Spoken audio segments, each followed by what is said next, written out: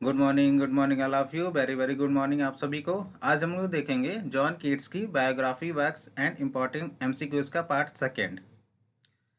Part first में हम लोग ने देखी है जॉन कीट्स की बायोग्राफी, और पार्ट सेकेंड में देखेंगे जॉन कीट्स के इम्पॉर्टेंट वर्क्स, जो कि आपके UP TGT PGT BPSC TRF 4.0 के लिए बहुत ज़्यादा क्रूशियल होने वाला है। चलिए शुरू करते हैं आज का session. Let's start.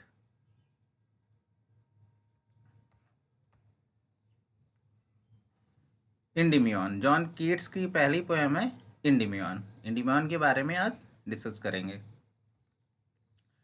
इंडिमियन is a poem by John Keats, first published in 1818 by Taylor and Hessey in London. Endymion poem John Keats के द्वारा लिखी गई थी और फर्स्ट पब्लिश हुई थी 1818 by Taylor and Hessey. Taylor and Hessey ये John Keats के पब्लिशर के नाम है, टेलर एंड हेसे। इनके द्वारा इंडिमियन को पब्लिश करवाया गया। जॉन कीट्स ने अपनी ये पोएम डेडिकेट की है थॉमस चैटर्टन को, जिसकी ओपनिंग लाइन है a thing of beauty is a joy forever. Endymion लिखी गई है rhyming couplets and heroic couplet में। राइम कपलेट्स को ही हीरोइक कपलेट्स के नाम से जानते हैं। तो इंडिमियन 1818 में पब्लिश हुई है। टेलर एंड हेसे इसके पब्लिशर है। थॉमस चैटर्टन को डेडिकेटेड है ये पोएम। ओपनिंग लाइन है a thing of beauty is a joy for ever, और इंडिमियन लिखी गई है हीरोइक कपलेट में। Keats based the poem on the Greek myth. जो कीट्स की पोएम है इंडिमियन, एक ग्रीक मिथ पर बेस है, जिसमें जो shepherd beloved of the moon goddess Selene. The poem elaborates the original story and renames Selene Cynthia. John Keats की poem Endymion में सेलेन का नाम सिंथिया कर देते हैं। सिंथिया एक अल्टरनेटिव नेम है फॉर आर्टेमिस के लिए। इंडिमियन पोएम डिवाइडेड है 4 बुक्स में। बुक फर्स्ट में बताया गया है कि इंडिमियन एक सपना देखता है, वो सपना रिलेटेड होता है पियोना से, तो पियोना नाम आया है बुक फर्स्ट में। बुक सेकंड में Endymion ventures into the underworlds in search of his love. He encounters Adonis and Venus. Book second में इंडिमियन अपने प्रेम की तलाश में अंडरवर्ल्ड्स में जाता है, वहाँ उसका सामना एडोनिस एंड वीनस से होता है। बुक थर्ड में उसकी मुलाकात ग्लाउकस से होती है। Glaucus freeing the god from 1000 years of imprisonment by the witch sirs.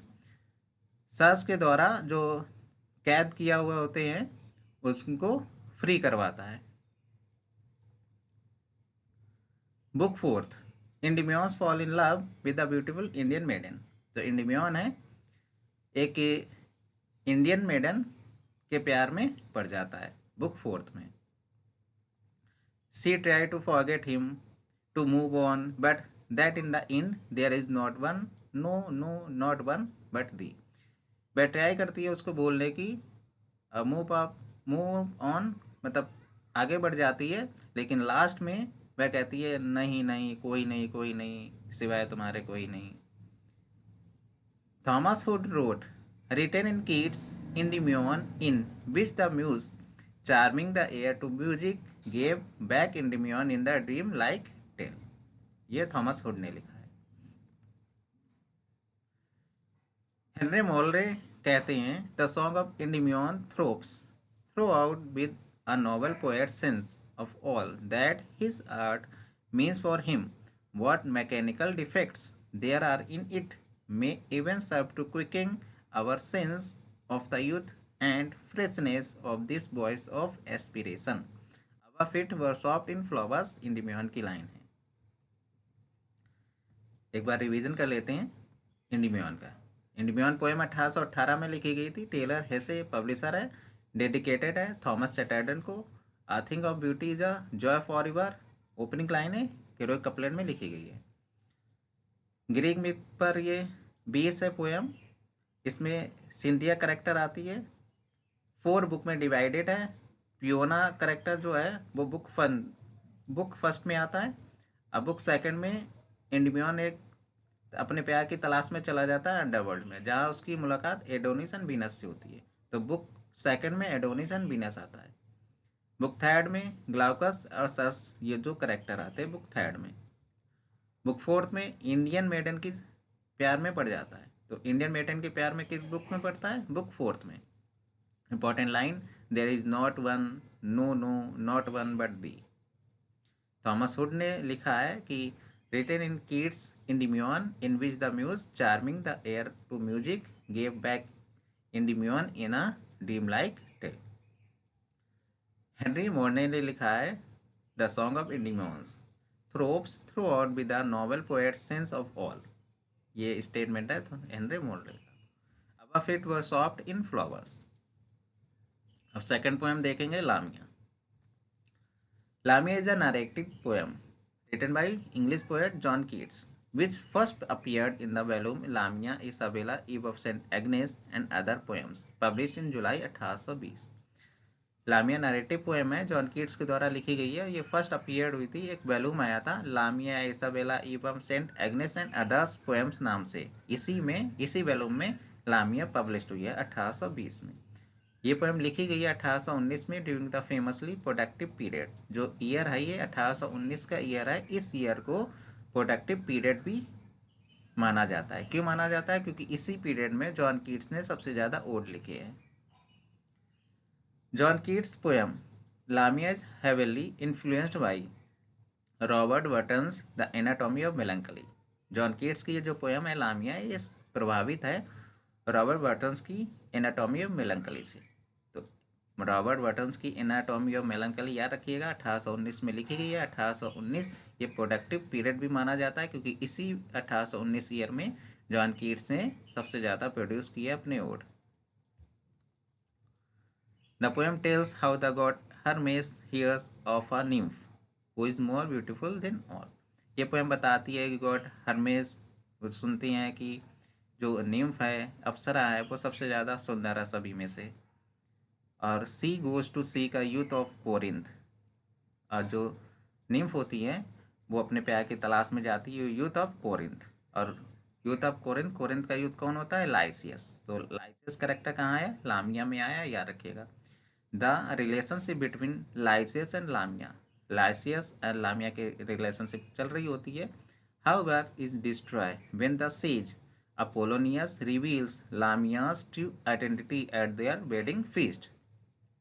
लाइसियस और लामिया की रिलेशनशिप कंटिन्यू चल रही होती है, लेकिन उनकी रिलेशनशिप को ख़त्म कर देते हैं एक सेज है अपोलोनियस। तो अपोलोनियस करेक्टर लामिया में आया, याद रखिएगा। सेज होते हैं अपोलोनियस, रिवील्स कर देते हैं लामिया की ट्रू आइडेंटिटी को, क्योंकि लामिया एक सरपेंट वुमेन होती है। मतलब ऊपर का हिस्सा, कमर के ऊपर का हिस्सा जो वुमेन का रहता है, कमर के नीचे का सर्प का रहता है। तो सरपेंट वुमेन होती है, ये इसकी ट्रू आइडेंटिटी है।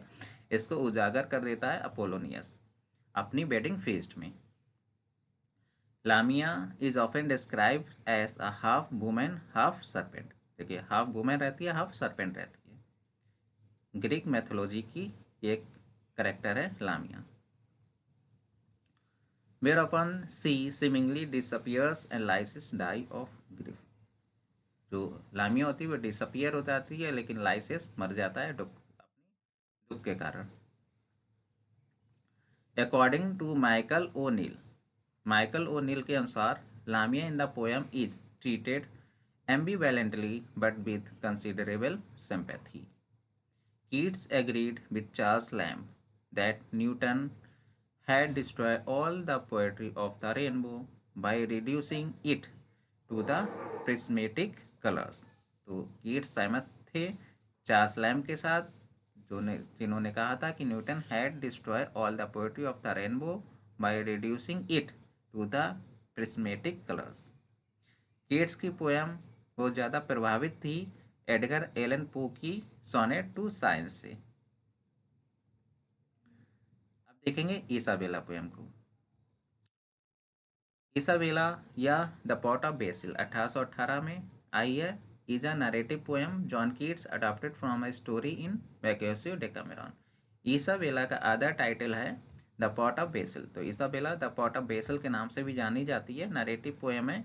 और इसकी जो स्टोरी ली गई है, जॉन कीट्स ने ली है वैकेसियो की डेकामेरॉन से। यह एक स्टोरी है यंग वूमैन की जिसकी फैमिली उसकी शादी एक हाई फैमिली में करना चाहते हैं, लेकिन वो लोरेंजो के प्यार में पड़ जाती है। लोरेंजो नाम याद रखिएगा कि इसाबेला में करेक्टर आया लोरेंजो। लोरेंजो के प्यार में गिर जाती है। लोरेंजो जो कि एक एम्प्लॉय होता है उसके भाई के यहाँ। जब उसके भाई को पता चलता है कि वो यंग वुमेन लोरेंजो से प्यार करती है, वो लोरेंजो की हत्या कर देते हैं, उसकी बॉडी को दफना देते हैं। बाद बाद में उसका घोस्ट आता है, उसका भूत आता है, इन्फॉर्म करता है इसाबेला को सपने में इन्फॉर्म करता है। उसके बाद में जो इसाबेला होती है वो उसकी बॉडी को जो कब्र में से निकालती है, उसके सिर को एक पॉट में, एक गमले में दबा देती है।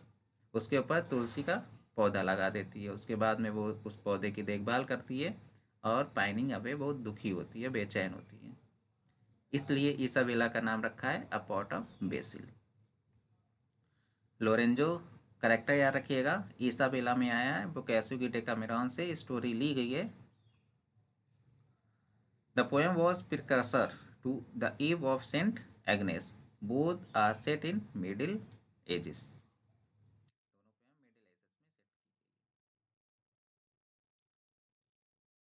The Eve of Saint Agnes, इसको देखेंगे अब। The Eve of Saint Agnes is a romantic narrative poem of 42 Spenserian stanzas set in the Middle Ages. The Eve of Saint Agnes poem है, ये रोमांटिक नरेटिव पोएम है, 42 stanzas की है, 42 स्पेंसेरिन stanzas. तो कौन सी पोएम स्पेंसेरिन स्टेंजास की है? The Eve of Saint Agnes ये स्पेंसेरिन स्टेंजा में लिखी गई है, 42 स्पेंसेरिन स्टेंजा है। It was written 1819 and published 1820। 1820 में जो वैल्यूम आया था उसी वैल्यूम में the Eve of Saint Agnes published हुई थी। Written in the Gothic style, the poem reflects many of the same concerns the Keats explored in his odes. Imagination, dreaming, vision, life as a mixture of opposites. Ode to a Nightingale. Ode to a Nightingale John Keats ने publish करवाई थी 1820 में। ये A collection title Lamia Isabella the Eve of Saint Agnes and other poems, ये volume आया था 1820 में। इसी वैल्यूम में ode to Nightingale poem published हुई थी। The poem was written in 1819। Keats friend Charles Armitage Brown recalls that it was inspired by a nightingale nesting near Keats' house in Hampstead.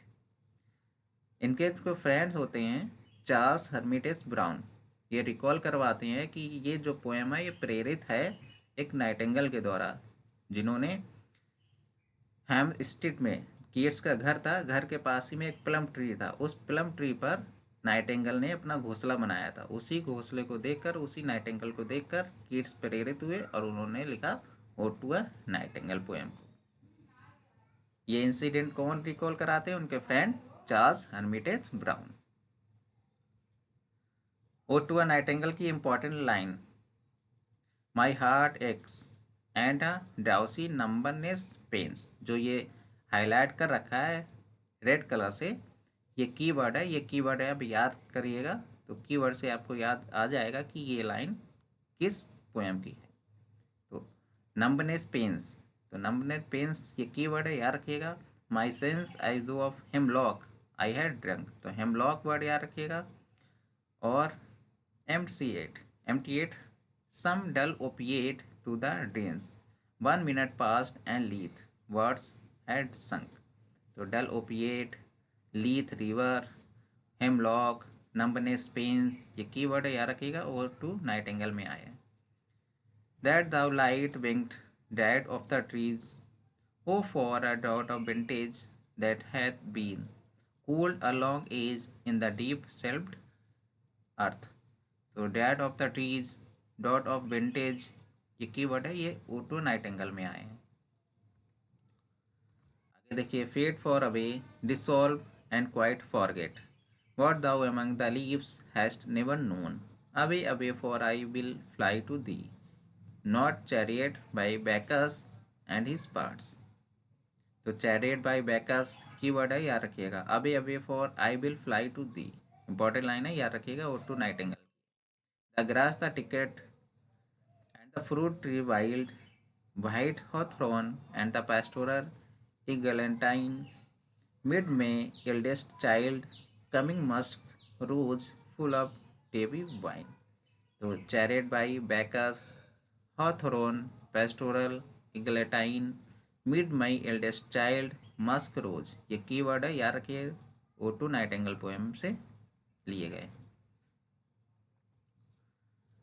आगे देखिए O2 Nightingale की line, thou wast not born for death, immortal bird, तो Nightingale को immortal bird बोला गया है।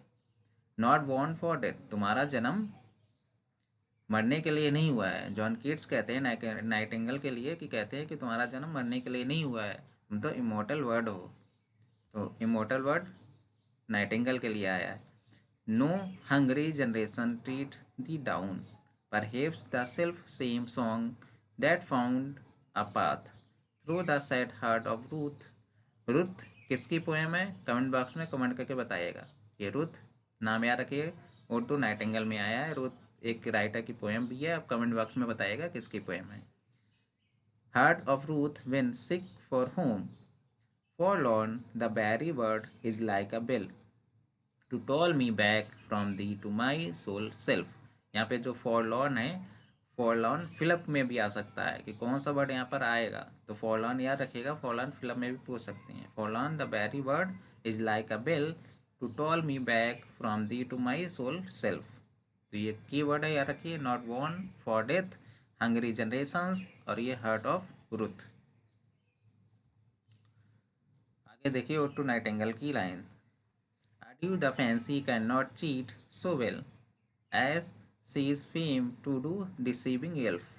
Adieu, adieu, thy plaintive anthem fades past the near meadows over the still stream।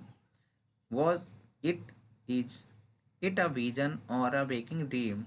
Fled is that music, do I wake or sleep। Important line है, last line है, O2 Nightingale की last line है। Was it a vision or a waking dream? Fled is that music, do I wake or sleep। Important line है, याद रखिएगा, do I वेक और sleep, ये phrase है, जॉन कीट्स का है, O2 नाइटिंगेल पोएम में आया है। अब देखेंगे odd on melancholy.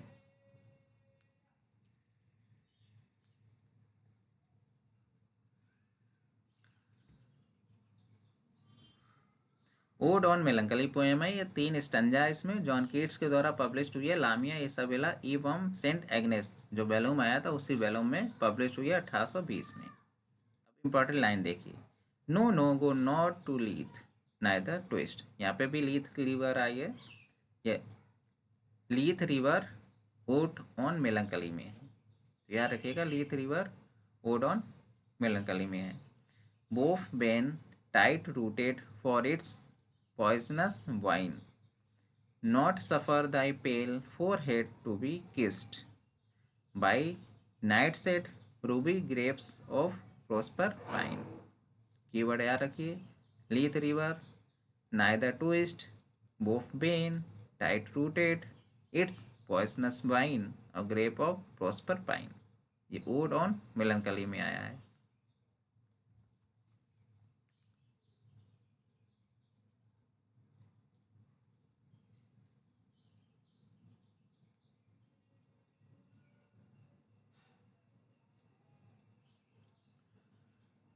Odd on melancholy, she dwells with beauty, beauty that must die। Important line है, she dwells with beauty, beauty must die, and joy whose hand in ever at his lips, bidding adieu, aching pleasure nay, turning to poison while the bee mouth sips, his soul shall taste the sadness of her might, and be among her cloudy trophies hung। तो she dwells with beauty, beauty must die, important line है, याद रखिएगा, turning to poison, soul soul shall taste, keywords है, याद रखिएगा। अब देखेंगे O2 साइके। O2 psyche ये अर्लीस्ट है, इनकी ode one of the earliest ode है, best known odes by John Keats, published in Lamia Isabella Eve from Saint Agnes and others poem 1820। Ode to Psyche जो इनके 6 ओड है, 6 ओड में से जो फर्स्ट ओड है वो ओटू साइकी है, one of the earliest ode. Ode to Psyche is a poem John Keats written in 1819 और published 1820। The poem is first of his 1819 odes। जो 1819 में इन्होंने ओड लिखे थे उन 6 ओडों में first ode ode to Psyche है। ओड टू साइकी की important lines. O goddess hear these tuneless numbers rung by sweet enforcement and remembrance dear, and pardon that thy secrets should be sung even into thine own soft poached ear। तो remembrance dear, ट्यूनलेस numbers, ये keywords है, याद रखिएगा। And pattern Dai cigarettes should be संग, ये important line है, याद रखिएगा। Mid hush, cool rooted flower, fragrant eye, blue, silver, white, and but Tyrian. They lay calm, breathing on the bedded grass, their arms embraced and their pinions too. The winged boy I knew, but who was thou, who happy, happy dove? His psyche true। Cool rooted flower Tyrion, ये main word है, याद रखिएगा, ओटू साइके में आए हैं। Ode to Psyche की other important line देखिए। No voice, no lute, no pipe, no incense sweet, from chain swung censer teeming, no shrine, no grove, no oracle, no heat, और पेल माउथ प्रोफेट ड्रीमिंग। तो no voice, no lute, no pipe, no incense sweet, और no shrine, no grove, no oracle, no heat, important line है, याद रखिएगा। O brightest though too late for antique vows, too late for the fond believing lyre, when holy were the haunted forest bow, holy the air, the water and the fire। यहाँ पे fond believing lawyer, ये keyword है lawyer, lawyer याद रखिएगा, O two साइके में आया है। Holi the air, the water and the fire. Thy voice, thy lute, thy pipe, thy incense sweet, from swing censer teeming, thy shrine, thy shroud, thy grove, thy oracle, or thy heat, of pale mouth prophet dreaming। Important paragraph है, याद रखिएगा, O two साइके में आया है। Thy voice, Dai lewd, Dai pipe, Dai incense sweet, Dai shrine, Dai Grove, Dai Oracle, Dai heat. Yes, I will be thy priest, build a fane in some untrodden region of my mind, where branches, thoughts, new grown with pleasant pain, instead of pines shall murmur in the wind। तो murmur in the wind, branch, thoughts, untrodden region, I will be thy priest, build a fane। Keywords है, याद रखिएगा। ओटू Psyche की आधा important line देखिए। A rosy sanctuary will I dress with the wreath trellis of a working brain, with birds and bells, stars without a name, that shadowy thoughts can win, a bright torch, casement, hope at night, to let the warm love in। रोजी रोजी सेनेक्चुरी keyword से याद रखिएगा, shadowy thought and warm loving। To autumn,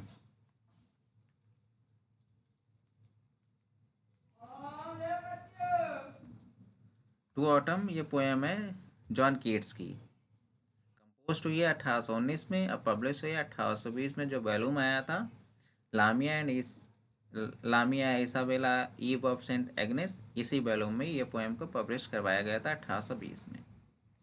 to autumn is the final work in the group of poems known as Keats 1819 odes. देखिए first poem ode to Psyche थी, जो कि 1819 में 6 ओड आए थे, उसमें first poem ode to Psyche और last poem to autumn. तो याद रखिएगा, first poem ode to Psyche है और लास्ट पोएम टू ऑटम है। टू ऑटम की इंपॉर्टेंट लाइन देखिए, season of mist, mellow fruitfulness, close bosom friend of the maturing sun, conspiring with him how to load and bless. With fruit the vines that round the thats eve run. Close bosom friend keyword है, याद रखिएगा. Thy hair soft lifted by the winnowing wind, or on a half reap, for furrow sound asleep, draw with the fume of poppies, while thy hook spears the nest swath and all its twinned flowers. His cricket sing now with treble soft, the red breezed whistles from a garden croft. तो इसके keywords है fume of poppies, winnowing wind, hedge cricket sing, ये कुछ keyword है, ये याद रखिएगा, to autumn में है. Ode on indolence. Odd on indolence ये पोएम है 6 स्टैंजा की, जॉन कीट्स के द्वारा ही लिखी गई है 1819 में, लेकिन पब्लिश हुई है पोस्टमसली 1848 में. जॉन कीट्स के मरने के बाद इस पोएम को पब्लिश करवाया गया है 1848 में. ओड ऑन इंडोलेंस की इंपॉर्टेंट लाइन देखिए, वन मॉन before me but 3 fingers seen, with bow-necked joined hands, side-faced, and one behind the other steps serene, in placid sandals and in the white robe graced. तो 3 fingers, joined hands, side face, placid sandals keywords है, याद रखिए, ode on indolence में आए हैं. Ode on indolence important line देखिए, O folly what is love, where is it, and for that poor ambition it springs from a man's little heart's short fever fit. For Posey, no, she has not a joy. O shadows, was a time to bid farewell upon your skirts and fall into tears of mine. O folly, what is love? Where is it? Posey, no, she has not a joy.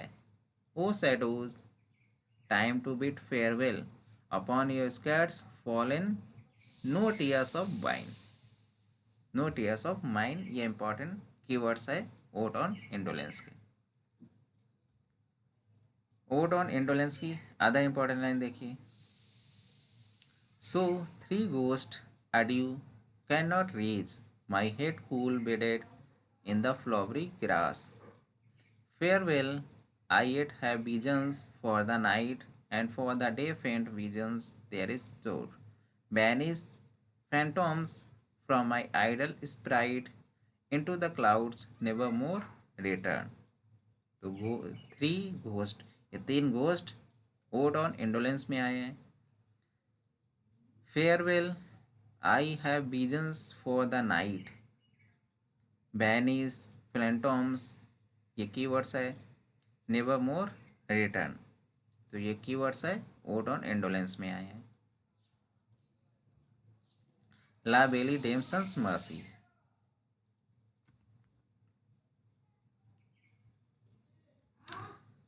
La Belle Dame sans mercy अगर इसको English में translate करेंगे तो इसका meaning निकल कर आएगा the beautiful lady without a mercy is a ballad. ये एक बैलेड है produce by English poet John Keats in 1819.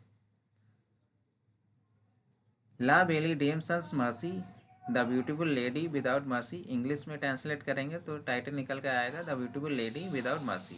एक प्रकार की बैलेड है, लिटरेरी बैलेड है, 1819 में आई है. इसका जो टाइटल है वो टाइटल लिया गया है 15th सेंचुरी राइटर थे एलन चार्टियर. एलन चार्टियर की पोएम थी ला बेली डेम्सन्स मर्सी, यहीं से ये टाइटल निकल कर आया है La Belle Dame sans mercy. The poem is simple in structure with 12 stanza of 4 lines, each in an ABCB rhyme scheme. ये पोएम में 12 स्टैंजा है और 4 लाइन के 12 स्टैंजा है, यानी टोटल 48 लाइन्स की पोएम है जिसकी राइम स्कीम ABCB है. ये इंपॉर्टेंट लाइन है La Belle Dame sans Merci. O what can ail thee knight at arms alone and pally loitering. The sage has withered from the lake, and no birds sing. Other important line देखिए, and this is why I sojourn here alone and pally loitering, though the sage is withered from the lake and no birds sing. Important line है लावेली डेमसन्स merci. अब देखेंगे on first looking into Chapman Homer's. John Keats की poem है on first looking into Chapman Homer's is a sonnet. ये sonnet है John Keats के द्वारा लिखी गई है 1816 में। It tells of the author's astonishment while reading a translation of the Odyssey by Elizabeth playwright George Chapman। ये स्टोरी है ऑथर्स के एस्टोनिशमेंट की जब वो पढ़ रहे होते हैं ट्रांसलेशन ऑफ ओडिसी का ट्रांसलेशन को, जो कि लिखा था एक एलिजाबेथन प्लेराइट है जॉर्ज चैपमैन का। जॉर्ज चैपमैन का ट्रांसलेशन है, ट्रांसलेशन ऑफ ओडी, उसको पढ़ रहे थे, उसी की ये स्टोरी है on first looking into Chapman's होमर्स।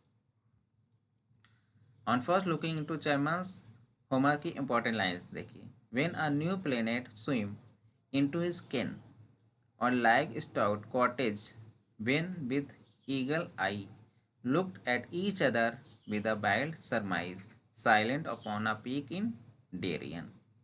तो ये कॉटेज वर्ड है, याद रखिएगा कि on first looking into Chapman's Homer में आया। आज के लिए बस इतना ही। आज हम लोगों ने देखे जॉन कीट्स के इम्पोर्टेंट वर्क, और कल हम लोग देखेंगे नेक्स्ट सेशन में जॉन कीट्स के इम्पोर्टेंट एमसीक्यू को डिस्कस करेंगे। आज के लिए बस इतना ही। Thank you so much.